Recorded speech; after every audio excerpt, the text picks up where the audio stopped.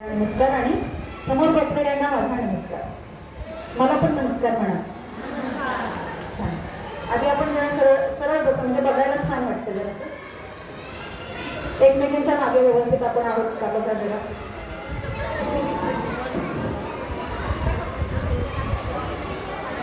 मी पहिली सावंत. आपण आता परिचय बघितला. मी रत्नागिरीला असते. सगळ्यांचं लक्ष माझ्याकडे लक्ष ना. मी रत्नागिरीमध्ये असते. तिथला संगमेश्वर तालुका आहे, तिथे देवरुख आहे, त्या देवरुखमध्ये मी असते. आणि मी आमच्या जिल्ह्यातले सगळे पंचायत समिती सदस्य, जिल्हा परिषद सदस्य, BDO, सरपंच, ग्रामसेवक अशा सगळ्या घटकांना ट्रेनिंग देते. त्या ट्रेनिंगमधून मला असं वाटलं की आम्ही जे सरपंचांना सांगितलं ते गावामध्ये फारसं इम्प्लिमेंट होताना दिसत नाही. म्हणून मग मी स्वतः आम्ही 7 महिला आहोत आणि त्या महिलांनी आम्ही चक्रबेबी सोशल फाउंडेशन म्हणून संस्था स्थापन केली आणि विचारांचं स्वातंत्र्य मिळावं आणि आपल्याला जे जे करायचं आहे मनामध्ये ते करायला मिळावं म्हणून संस्थेच्या माध्यमातून आम्ही ते करतो.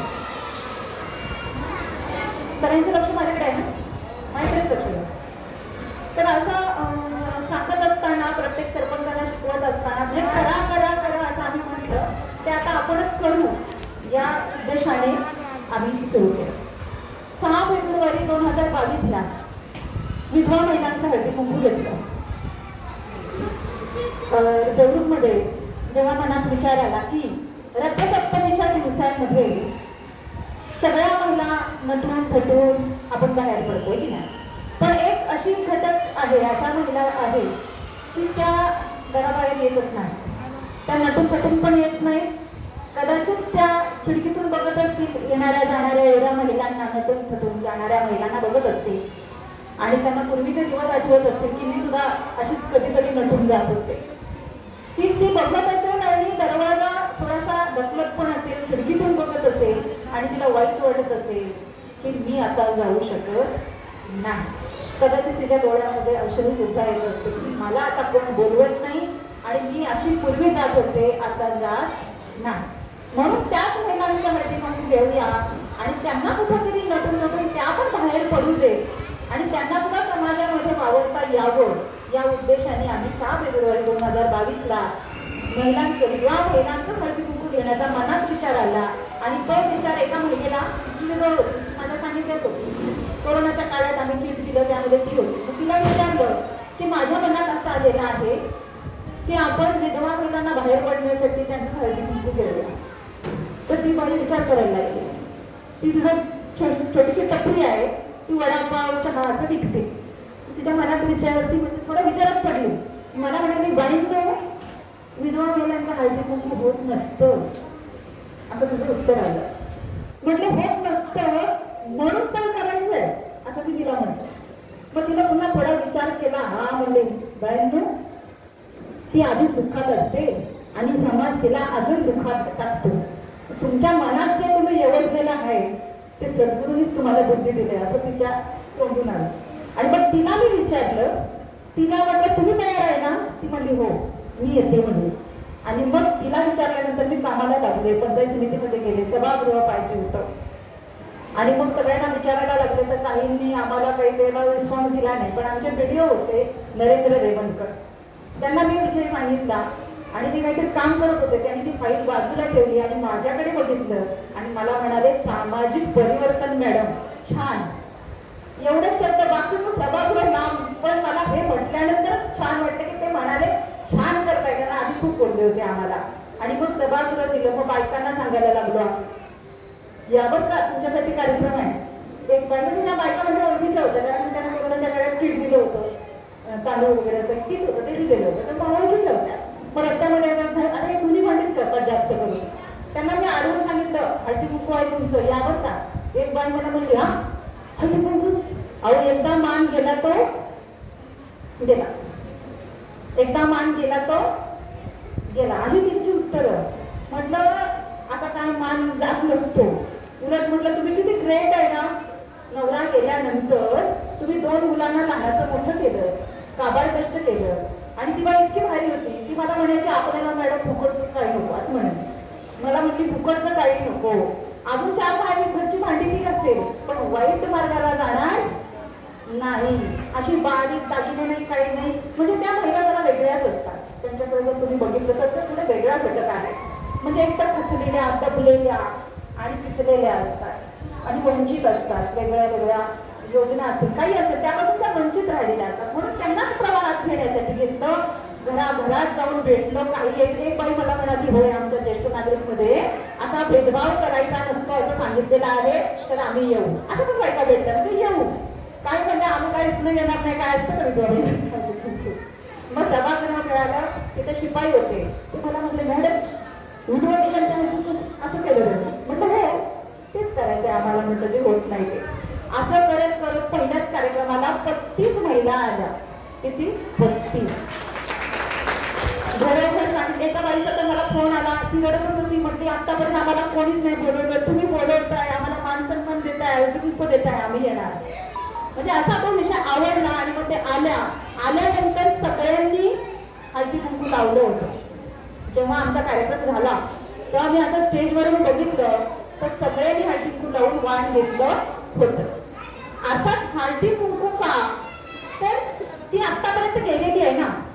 आता नवरा असताना ती गेलेली आहे आणि अचानक तिच्याकडनं ते काढून घेतले जेव्हा तिचा नवरा वाढला, म्हणून तुला त्या प्रवाहात आणण्यासाठी. म्हणजे याचा अर्थ असा नाही की त्यांनी अलंकार घातलेच पाहिजेत आणि नाहीच घातले पाहिजे. म्हणजे दोन्ही बाबतीमध्ये सक्ती नाही पाहिजे. बाईवरती काय नाही पाहिजे, सक्ती नाही पाहिजे, बंधन नाही पाहिजे. तुम्ही हे अलंकार घालाच किंवा हे अलंकार काढाच, हे तिच्या मनावर तिला डिपेंड असलं पाहिजे की तिला घालायचे किंवा तिला काढायचे. पण तिला आतापर्यंतची सवय आहे की ती नटते खटते आणि म्हणून असा दुजाभाव कुणी करू नये. मला 2 बायका अशा भेटल्या ज्या म्हणाल्या, बाई माझ्या शेजारच्या बाईला हळदी कुंकाला आमंत्रण देतात, मी तिथेच बसलेली आहे, पण मला तिरगुळला तरी तू ये ह असंही म्हणत नाही. आणि ते सांगताना ती रडत होती. म्हणजे तिला ते दुःख वाटत होतं की हिला बोलवलं पण मला नाही बोलवलं. मग माझं काय अपराध आहे. माझं युट्यूब चॅनल आहे चक्रभेदी NGO म्हणून. त्यामध्ये मी त्यांची भाषणं, म्हणजे एका गावामध्ये मी गेले, तिथं शब्द पण घ्यायला लागले ग्रामस्थांना. 50 ते 60 गावांमध्ये जाऊन आम्ही हा विचार प्रबोधन केलं. आता शासनाचा GR आलेला आहे. सगळ्यांचं इकडे लक्ष आहे. चुळबुळ थांबवा खाली मोबाईलमध्ये. शासनाचा आता काय आलेलं आहे, GRच आलेला आहे की प्रत्येक ग्रामपंचायतमध्ये, प्रत्येक ठिकाणी नगरपंचायतमध्ये ठराव करून घ्यायचा आहे की विधवा अनिष्ट प्रथा आपल्याला बंद करायची आहे. म्हणजे नवरा वारल्यानंतर तिचं कुंकू पुसणं, तिची जोडवी काढणं, मंगळसूत्र तोडणं, ह्या सगळ्या प्रथा अनिष्ट आहेत आणि त्या बंद झाल्या पाहिजे असा शासनाचा GR आला. आमचा 6 फेब्रुवारी 2022 चा कार्यक्रम झाला आणि 17 मे 2022 ला शासनाचा GR आला. मग तो शासनाचा GR घेऊनच आम्ही आता ग्रामपंचायतमध्ये जायला लागलो की शासनानेच आता सांगितले, आता काय आम्हीच फक्त सांगतोय असं नाही. आणि मग त्याला थोडंसं, पण तरी म्हणावं इतकं होत नाही, कारण त्याच्यावरती विविध उपक्रम व्हायला पाहिजे, मानसिकता लोकांची व्हायला पाहिजे. कारण काही वेळेला तर असं होतं गावातल्या महिलांना ते माहीत नाही.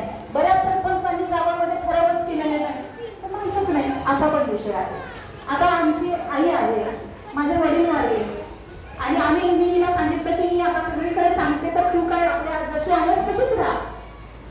तर जेव्हा मी त्यांना तिला सांगितलं तू काय काळ्यामध्ये बसू नको, आहेस तशीच तू राहा, तिला पण ती ठीक आहे म्हणाली. आणि नंतर ती आम्ही जरा बाहेर गेलो सगळे, तर आमच्याकडे कामाला आलेली बाई झाडलोट करायला बोलवलेली बाई, तिने काय केलं, ह्यांना भरपूर दिलं, काय काय काय आमच्या मागाने सांगितलं की आले होते काम करायला घरातलं, पण केलं वेगळंच काम तिने. तिला काय काय काय काय सांगितलं, असं नसतंय, हे नाही ते नाही, ते काढायचं नसतं, त्याला साज उतरवणे म्हणतात. आमच्याकडे शिरगावची पण शिरगाव, तिथे साज उतरवणे असा शब्द आहे. तो साज उतरवायचा असतो, तो तिच्या नदीवर उतरवायचा असतो. तिला काय काय सांगितलं, पण नुसतं सांगितलं नाही, तिला बांगड्या घेऊन दगड घेऊन त्या बांगड्या फुटत नव्हत्या तरी त्या फोडल्या. आणि तिला काही ते लक्षात राहिलं नाही, आम्ही सांगितलेलं थोडी विसरली. तिची जोडवी काढली, तिचं कुंकू पुसून टाकलं, कानातलं काढलं, मग सुकं आम्ही ठेवली. आम्ही बाहेर आलो संध्याकाळी 5 वाजता, बघते तर हे काय म्हटलं, हे काय केलेलंच म्हटलं तू. तर ती म्हणजे काय काय म्हणाल्या आलेल्या कामाला ना, म्हटलं तिला घर साफ करायला सांगितलेलं, काका उद्योग करायला सांगितलेला. मग तिला पण ही आरशासमोर उभी राहिल्यावर म्हणते बापरे मी काय दिसते, तिला नटायची खरं तर पहिल्यापासून आवड आहे, फुलं वगैरे घालणं असं तिला नटायला आवडतं. आणि तिने आरशात बघितल्यावर तिला मी म्हटलं साडी दिसते की तुम्ही विचित्रच वाटते. आणि मग तिला पण वाटत नाही मला बांगड्या घालायची. मग काळजी आहे आम्ही वेगळी आता आम्ही पण मागे लागलो हे माझं घ्या ना मला द्या ना. मग दाजी आमचे गेले बाजारात हिरव्या बांगड्या घेऊन आले संध्याकाळी. तो माझ्याकडे व्हिडिओ मी मुद्दाम ठेवला आणि मग तो बांगड्या जात नव्हत्या आम्ही साबण लावून जोडली. म्हणलं काढताना बांधलं कशी काढली काय माहिती. ती साबण लावून आम्ही जोडली परत घातली आणि पहिला तिला होती तशी म्हणजे त्याच्यावरती तुम्ही टाळ्या वाजवायला पाहिजे. मेन म्हणजे आम्ही घरात जाऊन तिला सपोर्ट केला आणि तिची सुद्धा मानसिक